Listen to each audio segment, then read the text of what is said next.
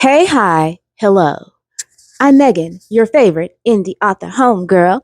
I was going to talk about book promos and the different pricing options at Draft Digital, but I'll make that a video for tomorrow. While I am your favorite indie author homegirl, I am also the promotions coordinator at Draft Digital, and I'm the merchandiser for Smashwords. So I know a thing or two about a thing or two. A little bit more about my background. I work in the industry. I'm not just another author in the industry. I have meetings with the professionals that you are doing business with. I have meetings with the executives at Apple, with Barnes and Noble, and we talk. And we talk about a variety of topics, including you and your books. And so I want to lead with that as I go through some key points that I think everybody should keep in mind when having discourse in public forums. I can't even call this a coffee chat because this is chicken bone broth. But we move. We're not gonna focus on that.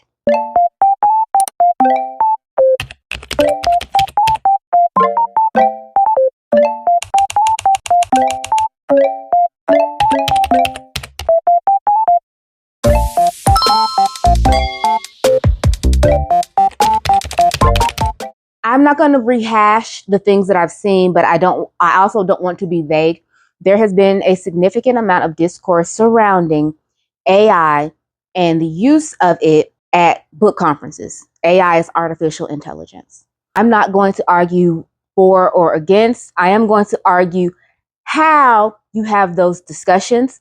And what I will say is, if the discussion involves name calling, if it involves threats, if it involves like though that's not necessary. That really shows a level of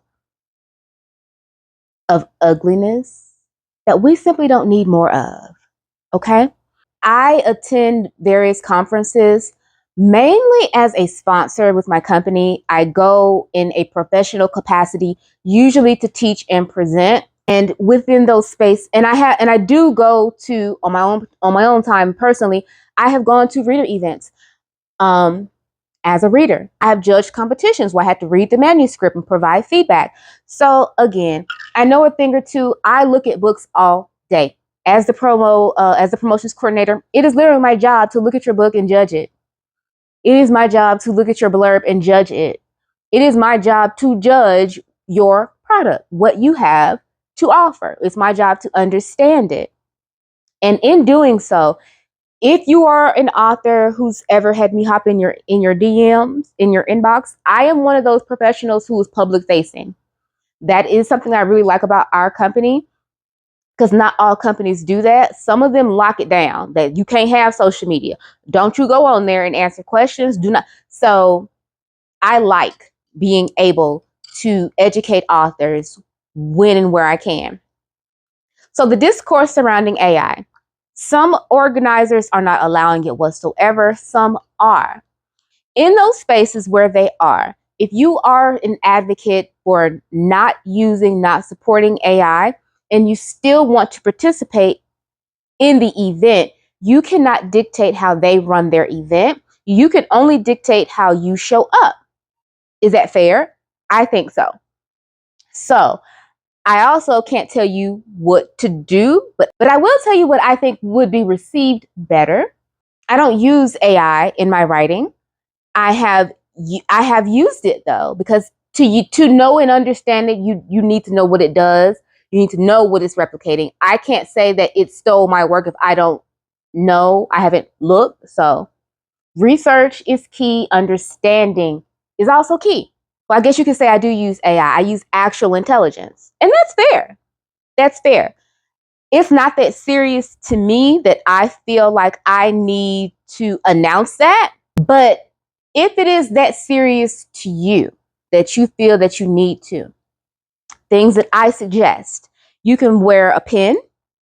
You can put a sign on your table. You can only control how you show up in a space and whether or not you even show up in a space. I have conferences that I would not go back to because I did not feel like it was a space that I could get anything out of. Most of the conferences I go to, I'm surrounded by people who don't look like me. And these are the conversations that people don't want to have, but they are very honest conversations that need to be had.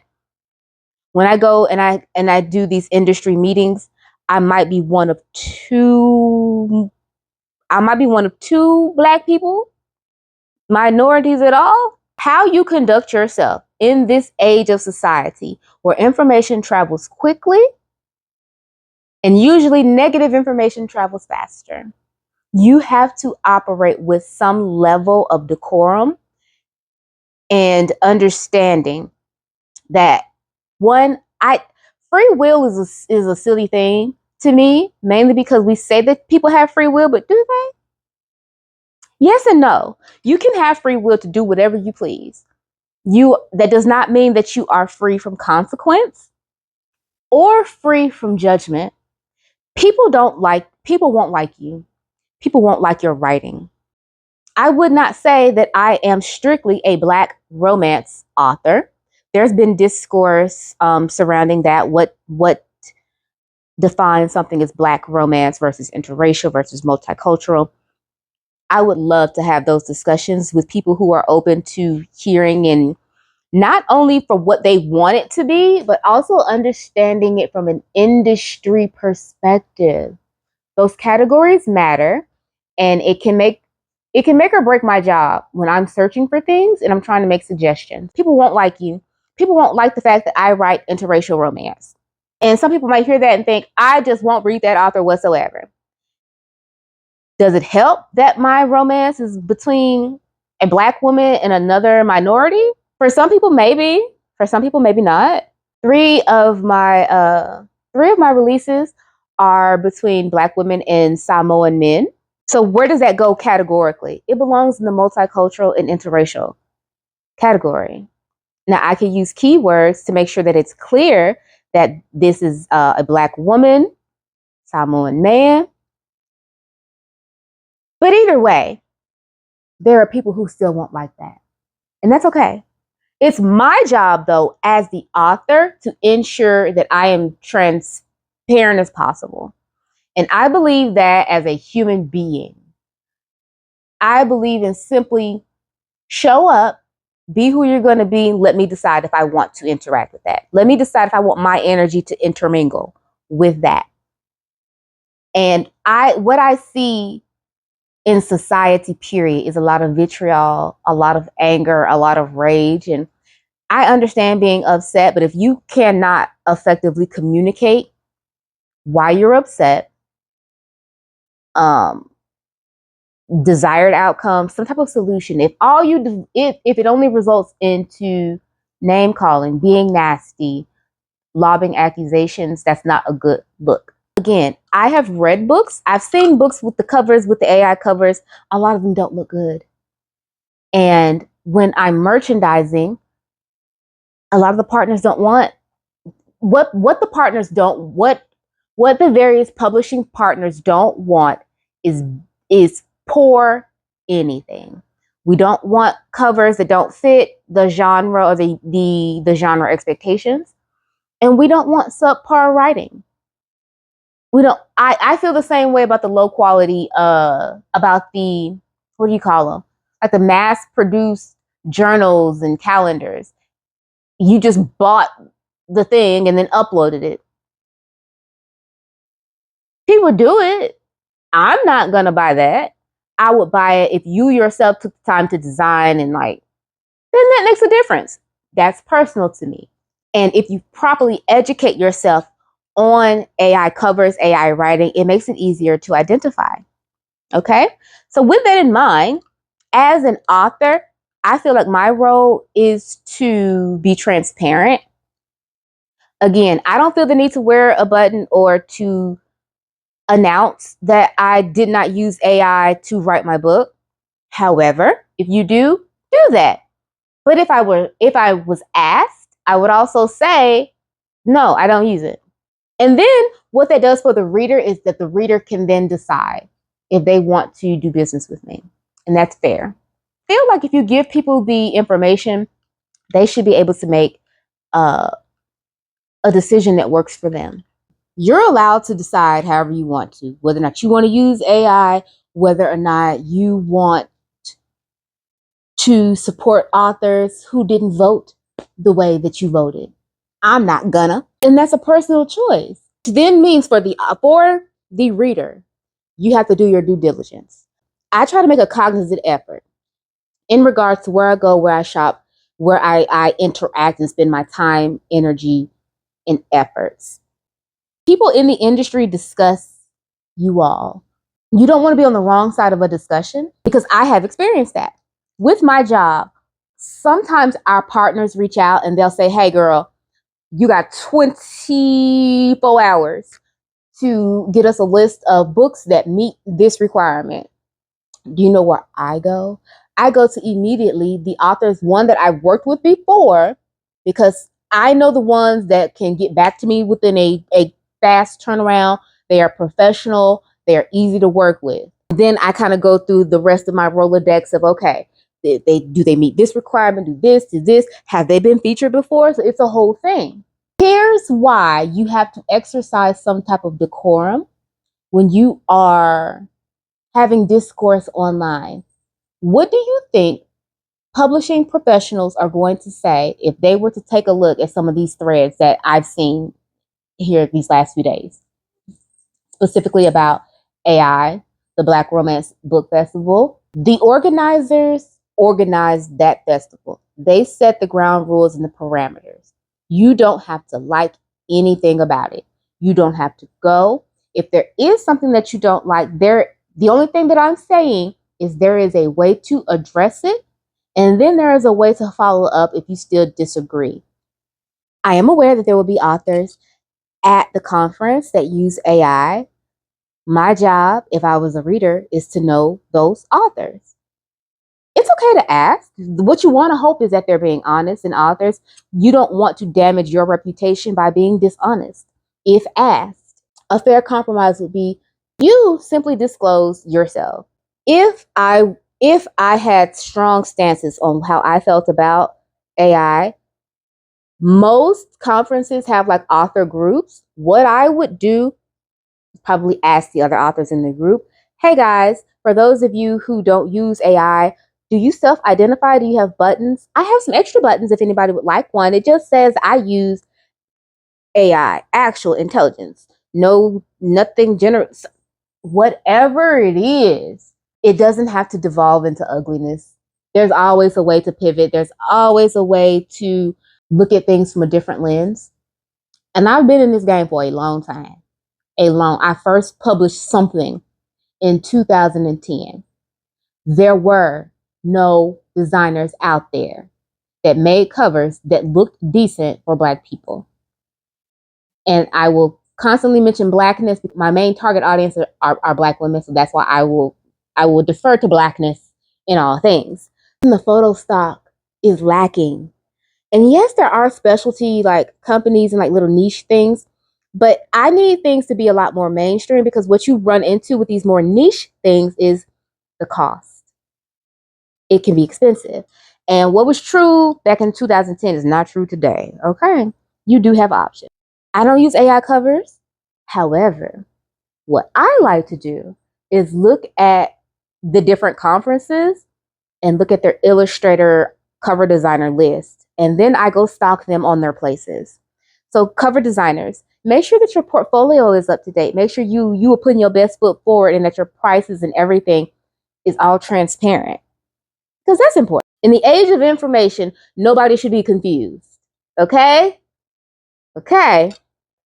I gotta get this down while it's still hot. Oh, that's so good. Oh, that's so good.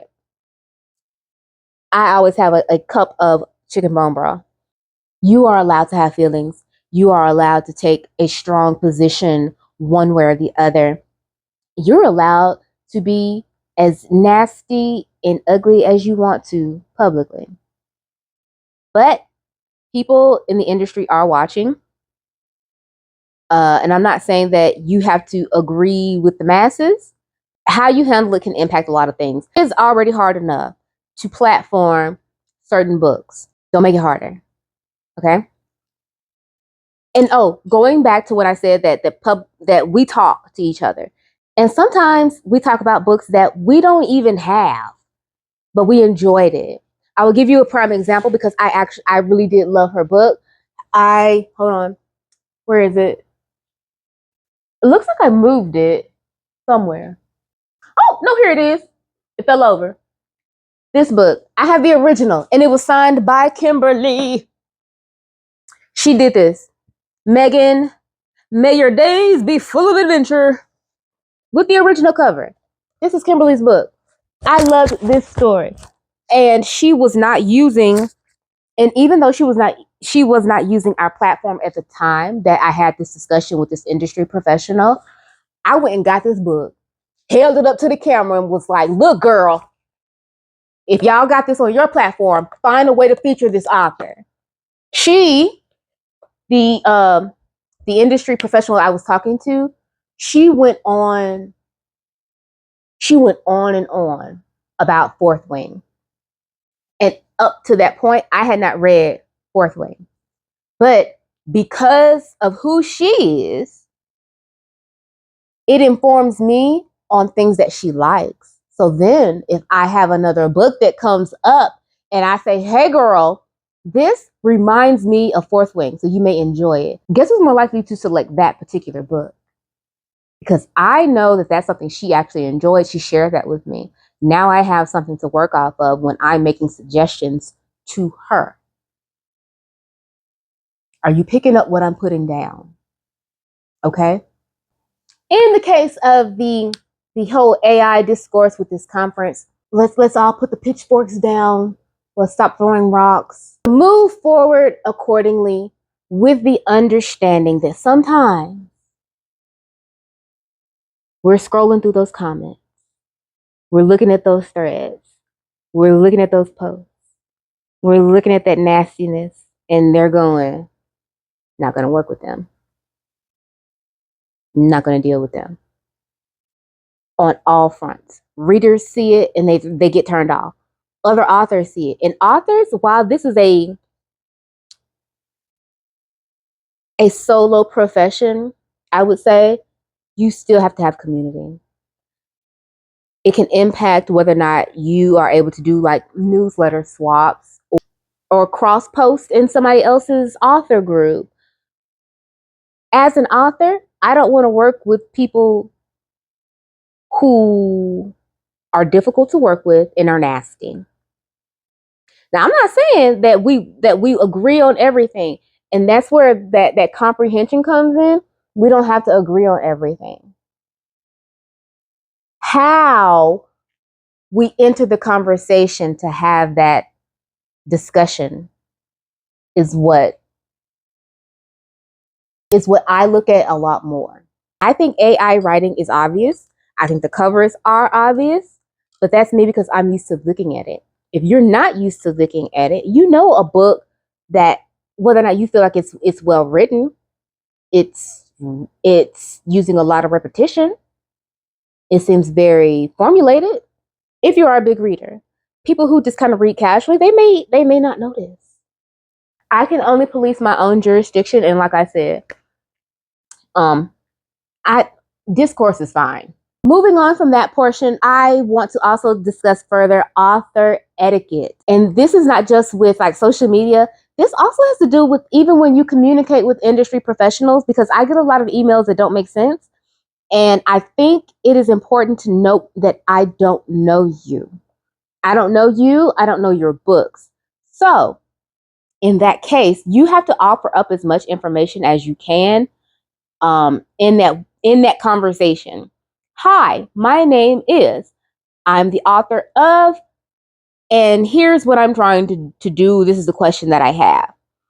Sometimes I send out emails and I get an email back that says, because I handle the book promos, my book isn't showing as eligible. I send out more than one promo sometimes. I don't know what promo you're talking about. I don't know what book. I don't know what error message you got. What's helpful is to give all of the pertinent information up front. I come from a customer service background, I do not subscribe to the ideology that the customer is always right, because sometimes the customer is wrong. But it is my job to ensure that the customer is educated on how we can move forward to get the results that they possibly want. You picking up what I'm putting down? I hope so. I hope so. If you are an author and you are trying to make this a long-term career, most people have the desire to see their project on film, a series, a show, or some sort. Those movie executives, those TV executives, do you think they're not on social media? They are. They are. So move with decorum. And in the age of how quickly information travels, be clear, be concise, be as respectful as you can. You also have to know who you're dealing with and whether or not we can even be respectful. Because I'm not going to argue with taco supporters. I know people are not going to like me because I call them taco. Again, you don't have to like everything. I'm making it clear my position and where I stand. And with that being the case, you are now free to do with that what you will. So everybody calm down, take a chill pill, relax. Relax. It's not the end of the world. Nothing is on fire. Lots of things are on fire. But there is a way to address it. And I've never seen a big fire get smaller by adding more fire to it. Move with kindness. Go in spaces where you feel comfortable and welcome. Show up as your best self, the best way you know how. And for me, that is by being transparent. He who has eyes will see. He who has ears will listen, or whatever it is that they be saying. All right, y'all. So keep it cute, keep it calm, keep it kind. Until next time. Bye.